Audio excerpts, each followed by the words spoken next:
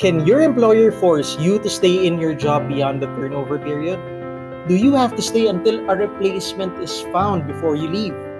Resigning employees face this dilemma sometimes when their employer tells them not to leave until a replacement is found for their position.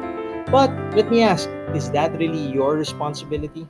Now, this is exactly what Rubelin G faced when she asked, "Attorney, I resigned from my work. I also completed my 30-day turnover period. However, my employer is saying that I can't go until a replacement for my position is hired. Can I already leave my work without my replacement? They told me that I should stay 2 months. Is it acceptable?" If you're wondering the same thing, stick around as we tackle this question. But before that, Attorney Ramon, we'd like to give a quick shout out to one of our followers, Myla, who says, "Wow, you guys are amazing.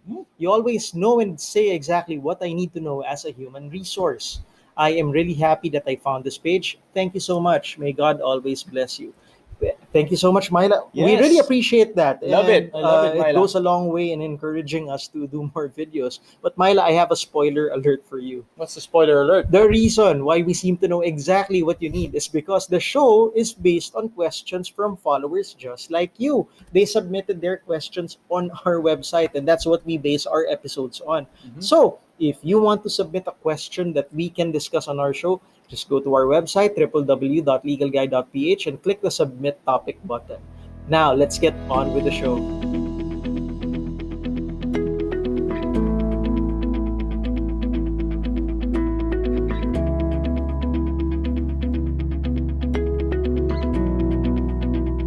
This episode is brought to you by our free legal guide to writing resignation letters.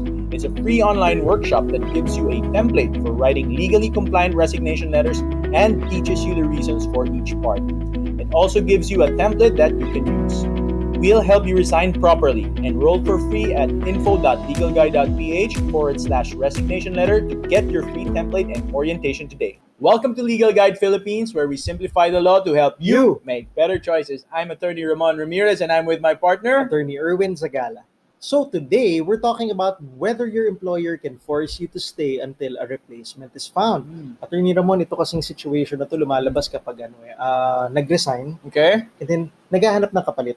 Okay. But wala pang kapalit. So, syempre, mabibitin yung trabaho. Totoo. So, ang gagawin ng employer, huwag ka muna umalis. Dito Diba? ka muna. Hanggat may mahanap tayo. But the problem with that is, hanggang kailan ang pagtitiis? Di ba? Right. Hypothetically, kung pagbibigyan mo, 6 months na, wala pa rin nahahanap. So, obligado Or 1 ka year. ba? Obligado ka ba to stay that long kung sakali? I think that's where the context for the problem is. And for us to talk about this ng maayos, I think we should all start off from the basics. Let's talk about what is resignation muna. Para Okay. lang everyone has the same understanding. Definition. Definition. What is resignation? Okay, so resignation. Gusto mo basahin ko for you? Oh, sige. Okay. Matagal ka na rin hindi nakakapagbasa eh. Okay, Attorney Basa. Okay. Resignation is the voluntary act of an employee who is in a situation where one believes that personal reasons cannot be sacrificed in favor of the exigency of the service, and one has no other choice but to dissociate oneself from employment. Yan, sakto. And that comes from the case of Gan versus Galderma. It's a 2013 case. Okay. So, ano ang malinaw sa atin doon? Well, ang nakikita ko dito is voluntary act. So, the employee was the one who decided, okay na rito, alis na ako. Kasi, you believe that, well, for personal reasons, mas okay yata ako if I leave. Diba? It will benefit me. Although, importante yung trabaho ko, personally speaking, I think it would be better for me to leave and go. Diba? So, again, ang pinaka main point dito, Attorney Ramon, what's the V word? Voluntary. Voluntaryo po, hindi pinilit, hindi niloko, alam niyo po niya yung ginagawa niya at voluntarily siya Kusang loob. Yun ang hinahanap kong word. Kusang loob na umalis sa trabaho. Now, kapag ikaw naman magre-resign na, what is something that needs to be included? Kailangan yung intention to resign must concur with an act showing such intent. Hindi pwede sa ulo mo lang na parang ayoko na rito, aalis na ako rito. Pero panay ang sabi, magre-resign na ako talaga. Oo. Parang parang mas okay sa iba eh. Pero, ay, naku, ang hirap ng trabaho, magre-resign na ako. Okay. So, intention pa lang yun. That's intention. Okay. But intention is not sufficient under the law. Ano Kailangan may act ka talagang intention gagawin. plus act. Yeah. Okay, alright. So, ano yung act? Ang act is in accordance with the labor code, you have to pass a resignation letter. So that, and then pass. So, inisip mo, ginawa mo rin. Yes, Okay. tama. Added tip, hindi po pwedeng sinabi. Mhm. Okay? Kasi under the labor code, it requires a written letter. Okay? So kahit na nag-away kami ng boss ko, and then sa galit ko, I resign. Posibleng ibang usapan yon kasi possible na mag-fall under immediate resignation. However, medyo gray area. Tingin ko kahit immediate resignation, better pa rin na may papel. Magbigay pa rin. Kasi at least on paper, alam mo kung kailan yung date. Di ba? Na maayos. Kasi that will factor in as you will see later. Okay. So again, have voluntary and then talaga may action ka na ginawa. That is very important. Huwag po natin kakalimutan yan. Clear. Now, I want to move on to another question, and that is, can an employer force an employee to stay in a job? Alam mo, magaling ka dyan sa trabaho mo eh. Huwag kang umalis dyan until mag-retire ka na. Actually, pwede rin, ang naririnig ko rin, yung nag-submit ng resignation letter, hindi tinanggap. Oo. Yung mga, masyado kang magaling, so stay ka dyan. Hindi tinanggap ng boss, kaya hindi na rin nag-resign. Ang katarantado. Oo eh, di ba? So medyo mahirap din tansyahin minsan. And I can't blame some people kasi they may not be familiar with what the law requires them to do. Pero again, that's not an excuse eh, di ba? So let's talk about what the law says about this. Pwede ba na i-force ng employer ang isang tao to stay in a job? And the answer is no. Why? Forcing an employee to remain on a job despite resistance or refusal may constitute involuntary servitude. Wow! Involuntary servitude. Sounds fancy. Yes. Parang bawal na bawal yan sa ating konstitusyon. Yes. In fact, it is enshrined in our constitution. Nandun po yun. Bawal po ang involuntary servitude. Now, some of you guys may be thinking, ano pinagsasabi ng dalawang to? Hindi ko maintindihan. Ano ba yung ibig sabihin ng involuntary servitude? Let me give you guys a synonym of involuntary servitude para baka mas maintindihan ninyo. Ano yan? Starts with an S. Ends with a Y. Dere, ilang syllable? Tatlo. Ano yan? Slavery. Diba? So, involuntary servitude, ibig sabihin involuntary, hindi mo choice. Servitude, paninilbihan. Means slavery.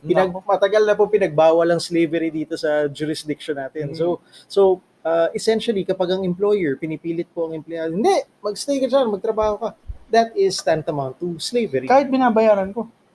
Hindi naman sinasabi ng Constitution na whether bayad or hindi. Sinasabi, pinipilit mo magtrabaho yung isang tao na ayaw nang magtrabaho in that function or in that position. Agreed. Yan. Now, let me talk about involuntary servitude some more. So this involves RA 10364 or the Expanded Anti-Trafficking in Persons Act of 2012. Isipin mo, umaabot na tayo sa anti-trafficking. Medyo may kabigatan kasi talaga to. And under that law, involuntary servitude was defined as... Attorney Basa, baka gusto mong basahin to. Involuntary servitude, letter F to.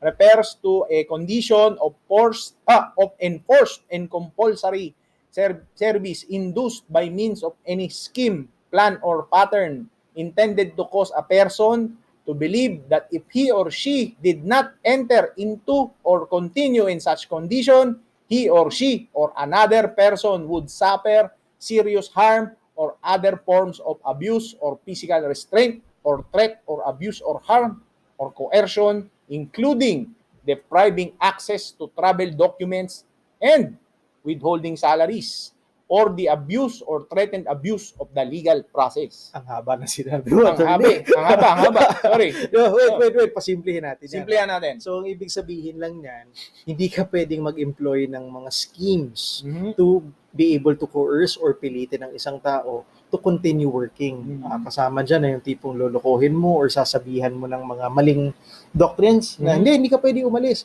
para lang manatili yung isang tao. Okay? So yan po ang essence dyan. And ito naman, Attorney Ramon, some observations. The law is very fair. Mhm. Would you agree? Yes. As much as it may not Generally. be perfect, But but generally, it tries yes. to be fair as Mhm. much as possible. And I think the law is trying to balance two interests at this point. Okay. Number one is the interest of the employer sa Okay. pagpili ng sa pagpili ng empleyado, 'di ba? Mhm. Nasasama sa kumpanya niya or sa business niya. At the same time, yung interest naman ng empleyado na gustong umalis or gustong magstay. So in the same way na yung employer po binibigyan ng karapatan or prerogative to choose sino ba yung kukunin ko for hiring. Mhm. 'Di ba? That's absolute. Kung sino yung gusto kong piliin, yun yung yun yung the law allows me the right to select the person that I deem fit. Correct. In the same way, tingin ko, binabalanse rin ng law kasi the employee is given the chance. Sino yung gusto kong pagtrabahuhan? Diba? So, kunwari, pumasok na ako rito, hindi naman sinasabi ng batas na, touch move. Touch move na. Stay ka na dyan forever. No. You are given the choice. And if that choice is curtailed or restricted, yun nga, dun papasok yung involuntary servitude. I think that's clear enough, Attorney Ramon. What do you think? Very clear, Attorney Erwin. Yeah, so in a bit, we'll go into a break. But after the break, we'll talk about the turnover and the replacement. Yeah, yan na yung Nice. essence ng tanong. So basically, up to this point, so may setup lang tayo, papunta dun sa main answer. Let's Stick do it. around. So welcome back, everyone. So as promised, ito na, sasagutin na natin. What period can my employer force me to stay? So Yan. how long? Ganyan. How long? So the presumption here is nag-resign yung tao, Mhm. and then usually talaga may turnover period after ka mag-resign. Diba? 30 days. 30 days. Pero dito sa tanong natin, medyo kakaiba kasi parang pinapag-extend siya. Ano ngayon ang sinasabi ng batas about it? Okay. So let's go to the labor code, and this is Article 300. It talks about termination by employee of the employment, and it says an employee may terminate without just cause the employee-employer relationship by serving a written notice to the employer. What's the magic word? Written notice. Written notice. Yeah. To the employer. Hindi lang notice. Mhm. Written notice. Written notice. At least 1 month in advance.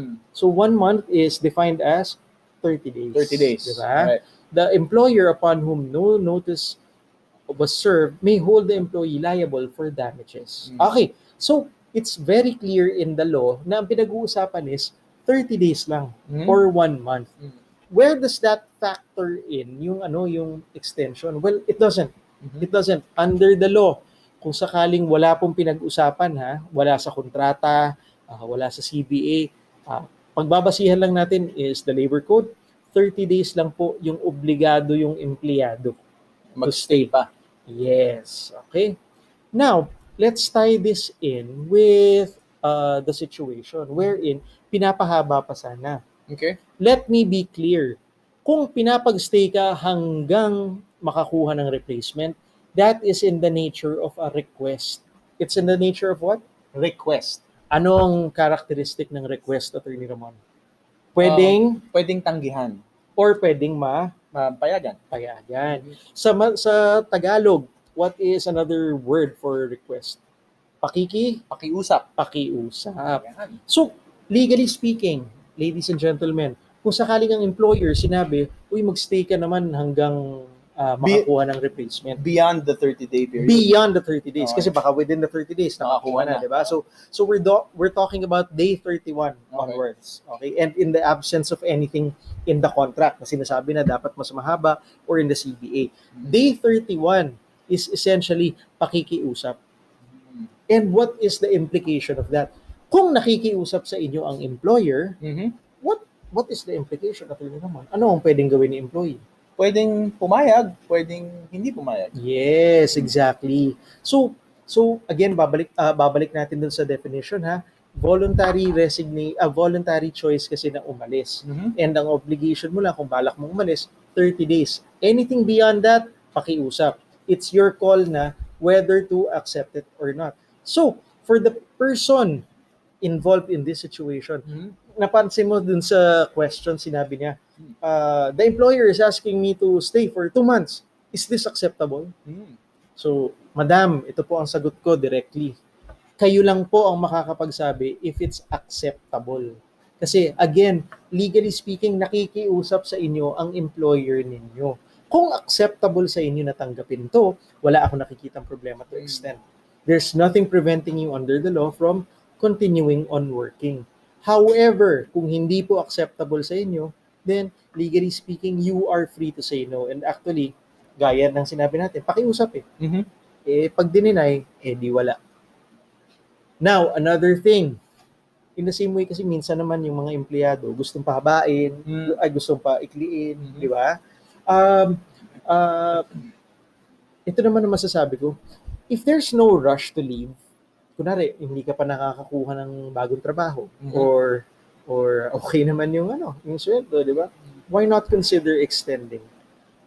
Siguro nakikita ko lang na possible reason for trying to leave na maaga is kunwari nakakuha na ng bagong trabaho. Right. And Pinag-start na nung bagong work. Yeah. Or pwede rin naman kasi medyo toxic kasi yung work environment. So they want to leave as early as possible. Or may isa pa. Ano pa? Pwede kasing personal reason such as may kailangang alagaan sa bahay. Diba? Or walang magbabantay ng anak or magulang. Or pwede rin naman may ganun. Alam mo kung ano yun? Mag-abroad. Yes. May lipad na. Nabili na yung ticket. Ano gagawin natin? Diba? Yeah. So if that's the case, then feel free to say no kung sakali. What's my tip? Kung sakali pong magsisay no kayo, I'd rather put it on paper. Talaga? Why? Para lang malinaw sa management na walang turuan. Sinabi mo magsistay ka, hindi po ito. Malinaw na sinabi kong no. So papareceive mo rin siya sa HR? Tingin ko, again, this is not under the law, but it's an added tip kung gusto lang ninyo na safer yung galaw ninyo. I think it's a really good tip to follow. But again, it's optional. It's not required under the labor code. Okay? Now, kung sakali naman na papayag mag-extend, I have another tip. Okay. So the danger is, kung sakaling mag-extend ka, baka mawili. Sino? Yung si employer? Si employer. Kasi hindi pa umaalis, okay lang. Nandiyan pa naman eh. So parang yung recruitment efforts nila, they won't push as hard or parang okay lang parang wala namang balak umalis eh. Resign kunwari, pero steady naman siya. So if ever you are going to grant an exemption, I would also request that you request your employer to put it on paper. Hanggang kailan? Lagyan natin ng time limit. Kasi kung indefinite, hindi mo mapapansin, 6 months na, hindi ka pa rin makaalis. Tama. Kasi, so, dapat in writing. In writing, hanggang 2 months lang, ha? Sige. And then, if ever hindi pa rin, renew sila. Tapos, on paper pa rin. Yes. I have a question. Pwede, kung wari ako si employee, tapos pinag-extend ako, and mukhang hindi pa sila kumukuha ng replacement, can I ask for a raise habang naghihintay? Uy, that's a good question. And the answer is yes. Kasi at any given time, pwede ka naman mag-ask ng raise. Kasi ikaw naman ang usap. Then, bilang pakiusap, anong legal effect nun? Pwede nilang tanggihan o pwede nilang payagan? Kung payagan, why not? Kung hindi nila payagan, alis na ako. Wala pa kayong kahit walang replacement. Pwede rin. So joke lang. I think pwede. Pwede. Whether it's proper or appropriate, it's up to you to decide. Baka naman kasi the company is struggling. Parang ang dating naman sa akin nun, pang-iipit or panggigipit yan. Parang I don't recommend that. But if the company is doing well, okay naman ang operations, then why not? And they'd be happy to give you the increase because of your continued stay. Diba? Why not? Siguro another tip is, kung sakali, justify why you are entitled to that. Kunwari, paalis ka because you are supposed to take care of your children or your parents. Since na pina-extend ka, pambayad mo sa yaya yun. Yes. Diba? Ayun, mas reasonable yun. Wag yung parang, kasi feel ko, dapat taasan parang medyo mahina yun. Try to come up with a just cause. Just cause. Just ground for why you deserve the raise. I think that's a good question, Attorney Ramon, and I hope we were able to help you guys out with that. Ilagay lang po natin sa lugar, ha. Wag dahil gahaman lang. Wag. Yes, please, no. That's bad. Now, let's talk about what happens after the turnover period or after kunwari nag-extend, di ba? Kung ano yung pinaka-final na turnover period. 3 months. Pumayag ka naman ng 3 months, di ba? Okay, so what will happen then? Okay, ano yung mga dapat bantayan? Well, first off is yung final pay. Okay, so final pay, kailan ba dapat nire-release yan? It's released within 30 days from the date of separation or termination of employment. So unless there is a more favorable company policy or CBA. Now, kunwari 3 months, di ba? Kailan ang bilangan nun, Atty. Ramon? Baka nagtataka yung iba eh. From the date of separation. So dulo nung turnover period. Hindi po yung time na nag-resign, ha? Dulo po nung last day. So 30 days from that, bilang po kayo, dapat matanggap na po ninyo yung final pay ninyo. So kung nag-extend, 30 days from the extension. Yes. From the last day ng extension. Yes, baka kasi maguluhan yung mga extendees Okay, kung okay. anong gagawin dyan. Right. Now, may isa pang tanong, Atty. Ramon. Ito actually natatawa ko kasi for me, obvious eh. But for other people, siguro parang sa sobrang kaba, hindi na rin nila naiisip. Ano yan? So, ano yan? Attorney, Oh. yung extension po ba bayad? Di ba? Or yung turnover period ko po ba bayad?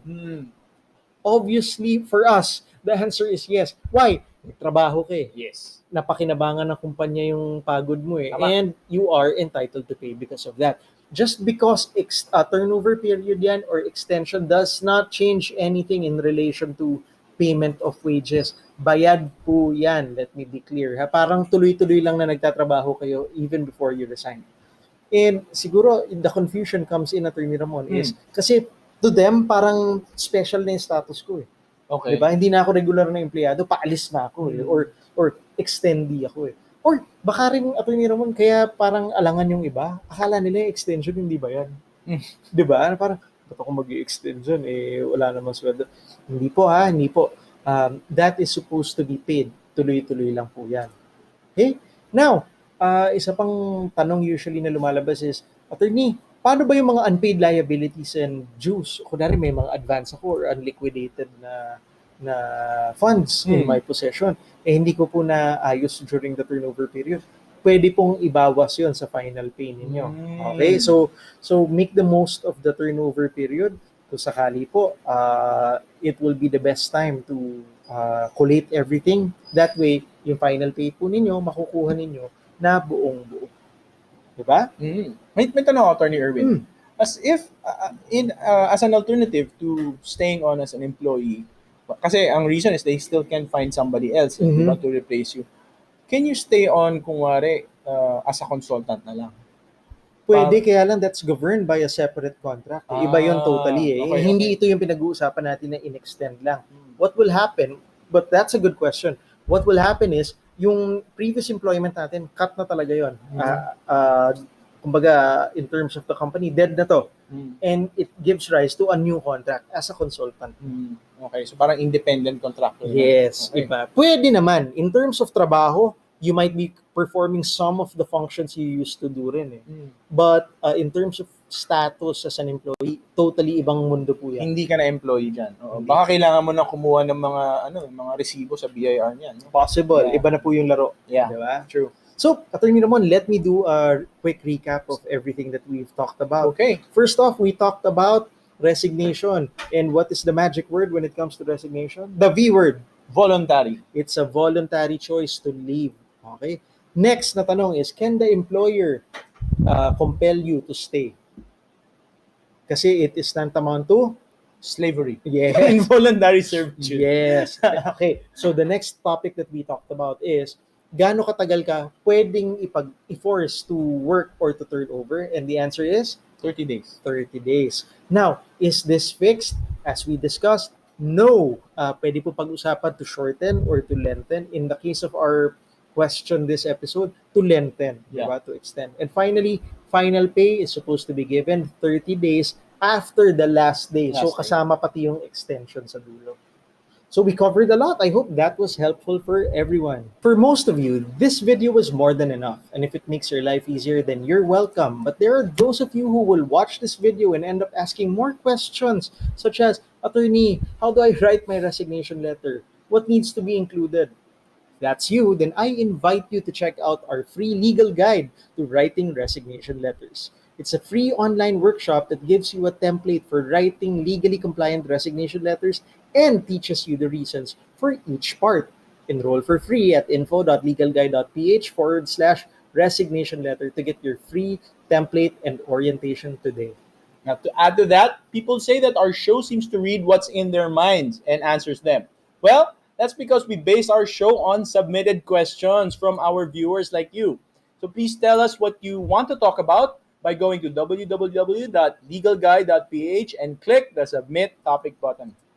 Now, if you want to get a shout out in our show, please give us feedback at info.legalguide.ph/feedback so we can read what you found helpful and acknowledge you properly.